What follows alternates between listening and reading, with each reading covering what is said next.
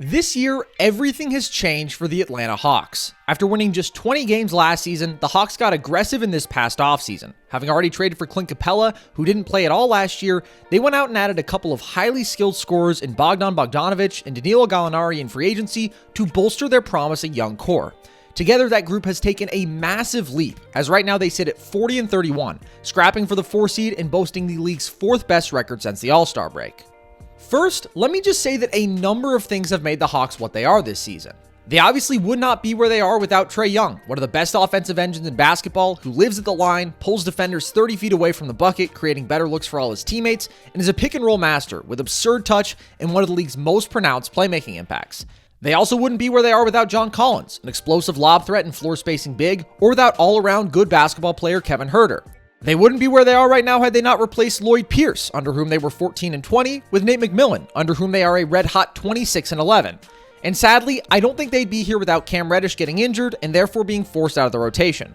I think Cam's talented and like his length and playmaking on defense, but he was sucking up 29 minutes per game and shooting 26% from 3, and the Hawks were nearly 7 points per 100 possessions worse with him on the floor. But Tony Snell has been unconscious shooting. Danilo Gallinari has been one of the league's better scoring sixth men. I could go on and on about the elements that have made the Hawks so good this year. But today, I want to focus on the 3 guys who I believe have been and can be the most pivotal in swinging this team's fortune and ultimately making them terrifying to any potential opponent come playoffs.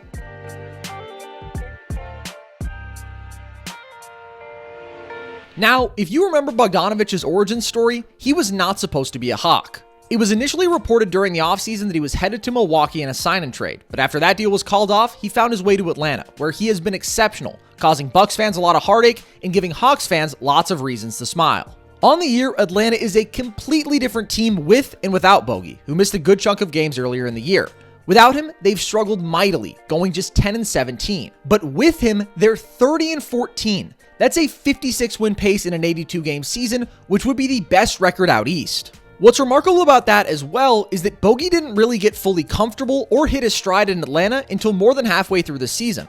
But since he did reach that level, he has played as a true star offensively. Since April 1st, Bogey's averaged 22 points per game and 4.2 assists per game on better than 50% from the field and 49% from 3. And the Hawks are 17-5 when he plays in that stretch.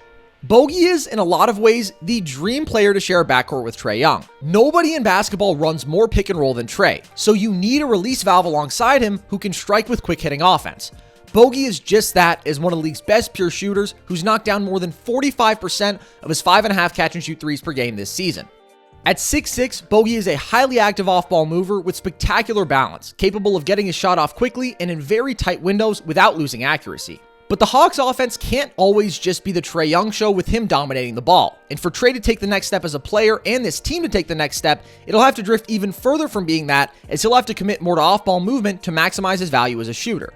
The good news is that Bogey also has the skill set to command the offense himself in stretches, and has done so at a very high level this season. Bogey's an elite pick-and-roll scorer, where he ranks in the 83rd percentile thanks to his phenomenal touch and jump shooting.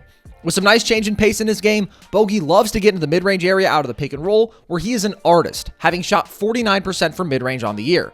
With impressive ball handling, balance, and footwork, Bogey can stop on a dime and hit a short mid-range pull-up, or turnaround, or drift into a floater, which he's used in limited volume, but hit better than 65% of on the year.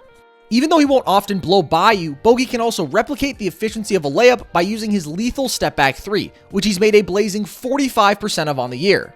He's also a creative passer, capable of making advanced bounce passes and throwing lobs out of the pick and roll, an essential skill set to having true value there. Given all this ability, we saw Bogey thrive when he was actually tasked with running the show himself, as he averaged 25-5 on 51% shooting from deep in the 6 games Trae Young was out earlier this year, while he led the Hawks to a 5-1 record. Offensive firepower is a must for any team looking to contend these days. And with Bogey, you have it. A phenomenal talent who could easily average 25 points per game for a series, fits alongside the team's ball-dominant star, and can also thrive in minutes without him. There's not much more you could ask of out of a second guy, and there's a reason the Hawks have been dominant with him on the floor. Because he's very, very good. Now, while Bogey has taken the Hawks' offense up a level, another man has completely changed their defense. Capela. Last year, with Capela on the roster only in name and never on the court, the Hawks were abysmal defensively, ranking 28th in defensive rating.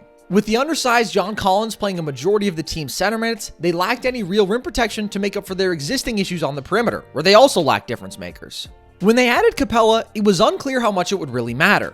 The big man had basically become unplayable in Houston, given Russell Westbrook's deficiencies as a shooter, and the fact that James Huerter no longer even needed a screen to create separation for himself on each possession, and had previously been railed against for his inability to remain a factor against the perimeter-centric Warriors in some of their playoff clashes. It turns out Capela was a home run of a pickup for Atlanta, and he's completely redefined what's possible for them on the defensive end. Outside of the untouchable Rudy Gobert, I think there's a legitimate case Capela has been the most impactful defender in basketball this year. He isn't highly mobile or crazy switchable, but with a 7'5" wingspan, Capela takes away easy looks in the paint just about as well as anyone. On the year, Capela holds opposing players 10.3% below their average field goal percentage inside of 6 feet, one of the best marks in all of basketball, and he defends the 4th most shots per game in the NBA in that area. He also remarkably fouls just 2.3 times per game, on par with Gobert in his ability to limit mistakes and not allow free points for the opposing team. He's a high-level drop defender out of the pick and roll, but is even more valuable as a help defender, where he has tremendous instincts, rotates quickly, and is constantly swatting and affecting shots, having blocked 2 shots per game on the year. When Capela's not out there, the Hawks still suck defensively. In fact, they're worse than last year, performing as what would be the worst defense in basketball and the second worst of all time in non-Capela minutes. With Capela, they play as a top 5 defense. That is a man who has single-handedly changed a team's fortune. Additionally, Capela is a truly impactful rebounder and statistically the best in basketball, leading the league in both offensive and defensive rebound percentage, meaning nobody grabs more available boards when they're on the floor.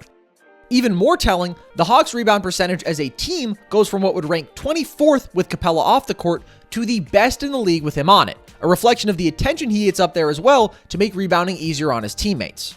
Despite all that obvious impact, if you were going to nitpick Capela's defense, you could point out that he's a liability on the perimeter. And he is. He's been atrocious guarding pick and roll ball handlers this year, but he's almost never had to because he very rarely switches, instead dropping under the screen almost every time by design.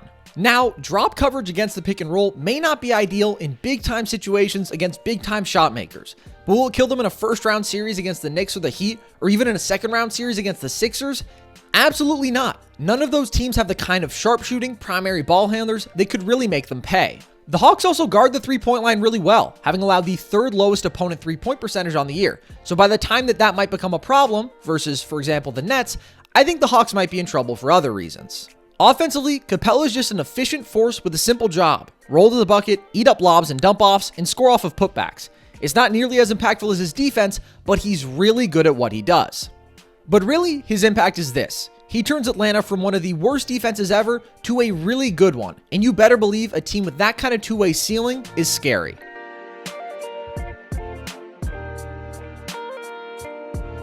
Now, I think Bogey and Capela are the 2 major reasons the Hawks' fortunes have changed this year, but I think DeAndre Hunter is the reason they could be even better come playoff time. At the beginning of this season, Hunter looked like a new man. Over his first 18 games, he was averaging better than 17 points per night on 51% from the field and nearly 37% from 3, and was having a massive impact on defense. It really looked like he might be the Hawks' second best player. Then he suffered a knee injury, which has limited him to playing just 4 games since the end of January. But now he's back, having seen limited action in 2 of Atlanta's last 3 games, scoring just 10 total points over about 28 combined minutes. But Hunter hasn't looked slow or physically off in these last couple games. He's just looked like a guy who hasn't played in a while and is trying to find his rhythm. And defensively, he's actually looked quite good.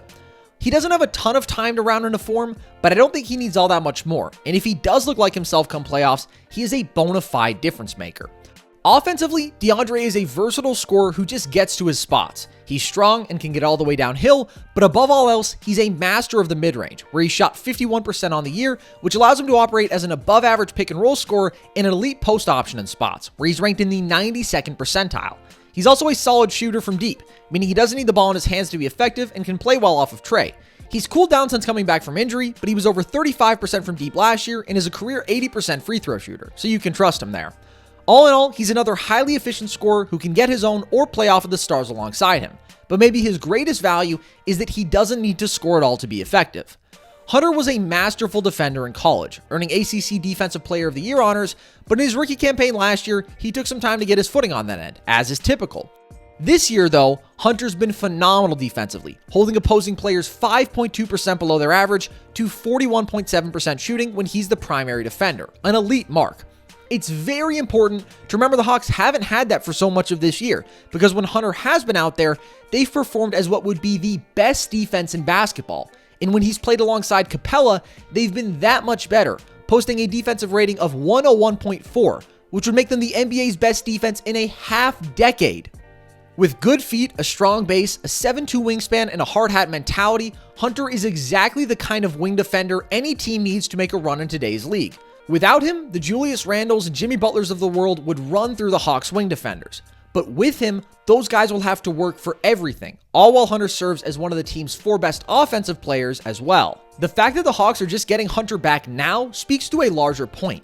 They're just better than their record. This year, they've had significant injuries to 2 of their best players, one of whom took a while to get into form, had to fire a coach, and had to get a roster full of new additions to mesh. And here they are, with the league's 4th best record since the halfway point. When fully healthy, they have stars on both ends, and they're deep. They've been one of the league's most impressive stories all year that just hasn't gotten enough attention. And now that it's playoff time, they're fully healthy and playing their best basketball yet, they might just go out there and demand it. To those of you who have made it this far, thank you so much for watching, guys. As always, I hope you've enjoyed. If you have, stick around on our YouTube channel. We do video breakdowns like this quite a bit, usually about the NBA, sometimes about the NFL as well. And we also do a podcast, and you can see some of our full episodes here. I do that with my buddy Logan Camden, who also does videos on this channel. We do those a couple times a week. Right now, as we're getting into the NBA playoffs, we've got a bunch of good stuff coming there, so stay tuned for all of that. You can follow us on Twitter at nerd_sesh and on Instagram at Nerd Sesh just to keep plugged in with what we're doing with the podcast. We also post a lot of graphic and video content from our shows there that you can get if you follow those accounts. But with that, as always, guys, thanks so much for watching. Hope you've enjoyed.